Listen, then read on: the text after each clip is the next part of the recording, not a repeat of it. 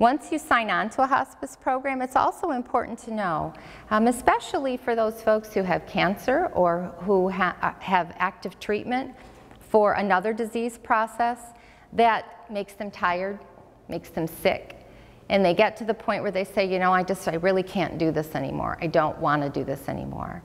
So they come onto a hospice program.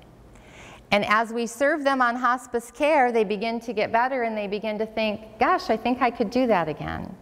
I want to start chemo up. So they see their oncologist. They do what's called Revoke Hospice care. That means they sign a piece of paper that says, at this point, I'm choosing not to have hospice. And they go back to their doctor and they begin their chemotherapy again. And we've had some people choose to do that too. So it's important to remember that once you enter hospice with Mercy VNS, you don't have to stay on our program. You know, you can go on and off of it if you choose to seek treatment for your disease process. And then Medicare does allow you, or your insurance company will allow you, to pick back up and come back on service at some point if you should choose to do that too. One of the things we think about when we don't know that there are so many different hospices, when we talk about hospice as a philosophy of care, it's important to understand that there are many organizations in our community that provide hospice service. And not all hospices are the same. So I would encourage you, when you're thinking about hospice care, to really talk to someone. Talk to somebody who works for them, talk to someone who's used that program. If you're considering Mercy Health Visiting Nurse Services in hospice, I would encourage you, find out about us. Find out about our team, find out about our staff.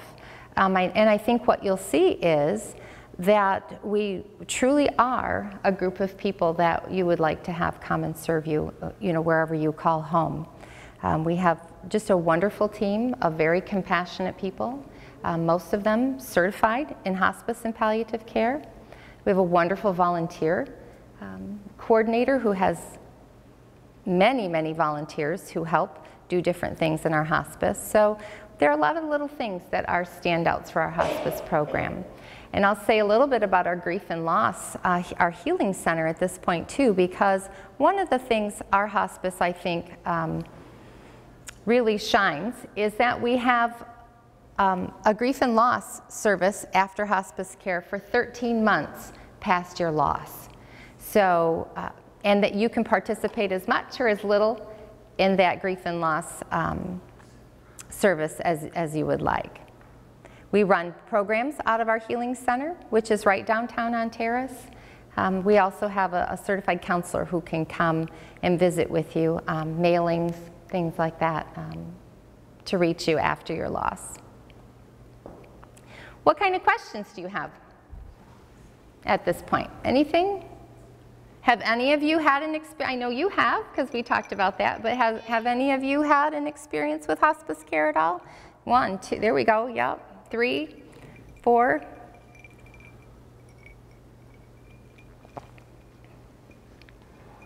And what I hope is that your experiences were good ones. It's never comfortable, it's never something we want to do, to lose a loved one, but it is a guarantee that in some point in our life we're going to do that.